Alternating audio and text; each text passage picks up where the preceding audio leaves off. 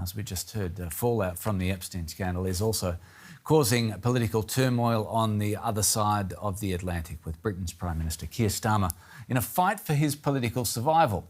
A key ally from his Labor Party has called for Starmer's resignation over his decision to appoint a senior politician as US ambassador to Washington, despite knowing he had ties to disgraced Jeffrey Epstein. Starmer has responded by saying he won't walk away from the job, but the UK leader remains under intense pressure. Monday evening in Westminster, Prime Minister Keir Starmer on his way to meet backbenched Labour MPs behind closed doors, testing the trust he has within his party. Are your days numbered, Prime Minister? Trust has eroded in recent weeks because of this man, Peter Mandelson, the former UK ambassador to the United States.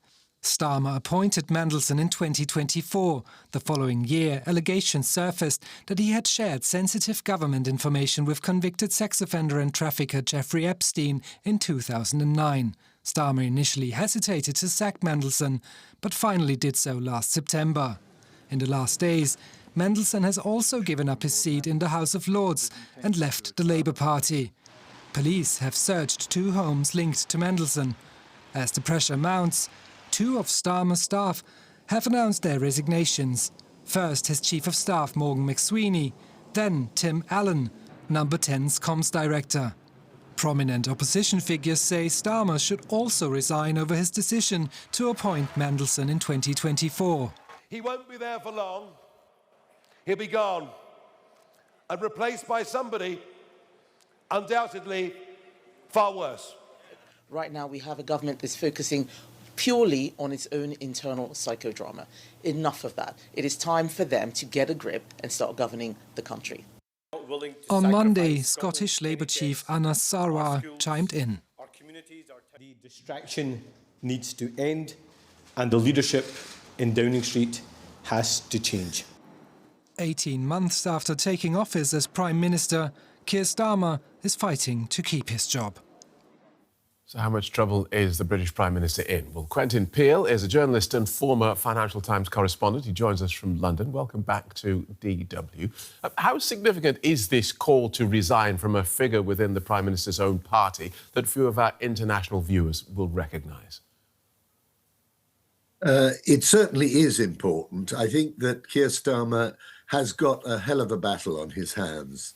There is a serious division within his party and a lot of criticism, which has been building up now for months, about his lack of charisma and the fact that he doesn't seem to have really got any vision for the government. And as a result, they are languishing in the polls, in spite of the fact that they've got a huge majority in Parliament. So it's a real problem for him. And it has blown up precisely because of this issue of what were the relations between Peter Mandelson and Jeffrey Epstein, the convicted paedophile in the US, an American scandal that seems to be causing far more problems in the United Kingdom than it is in the United States.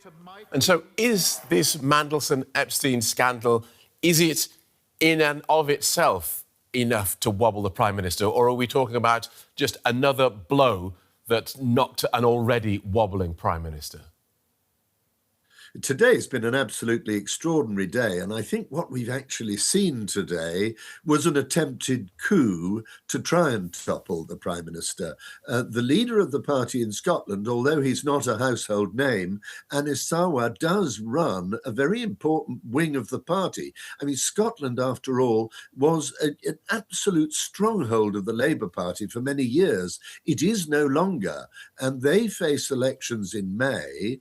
Anas Sarwar has decided that actually to have Keir Starmer as the Prime Minister is almost certainly going to damage any prospects he may have had in those elections. So he's spoken out, but I think in speaking out, he was expecting to get backing in London. And what happened today was that Keir Starmer managed to gather his entire cabinet behind him, all of them pledging loyalty at this moment. So he's actually seen off the coup for now, but there are no few members of the Labour Party who are now saying he's a zombie, he's a dead man walking, he won't survive if the election results. There's a by-election at the end of this month and local elections in May. If they are very bad for Labour, he'll have to go. All right, because people will be wondering why members of the Prime Minister's own party are holding him responsible for the sins allegedly committed by someone else, his former British ambassador to the United States. And he was asked directly and publicly if he knew Peter Mandelson had continued his relationship with Jeffrey Epstein when he appointed him US ambassador. Just talk us through what he said about that. Well, under some pressure from the leader of the opposition, he did admit that he knew that Mandelson had still gone on having relations with Jeffrey Epstein, even after he'd been convicted of sex offences. So he had to admit that he'd appointed him in spite of that fact. Now it's come out that Peter Mandelson actually was leaking far more information from inside the government when he was a member of the government back in 2008.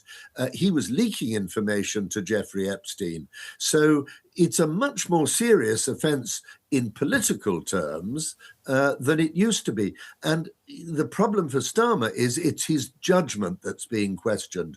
Why did he appoint Peter Mandelson as ambassador to Washington when he knew that there were real problems looming there? And it does call into question his judgment. That's the real issue. Right. So, domestic concerns, clearly. How is the Prime Minister's standing and ability to work internationally being affected by this? I think it undoubtedly makes him look weaker. I think that people will look, not least Donald Trump will look, or indeed Vladimir Putin will look, and also leaders in the European Union, and say, how long is he going to last?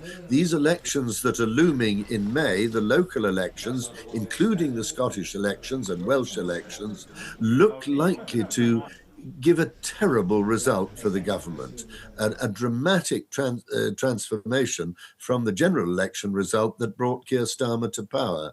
So I think that everybody will know that his days are numbered. Thanks for joining us again, Quentin. A British journalist, Quentin Peel. Thank you.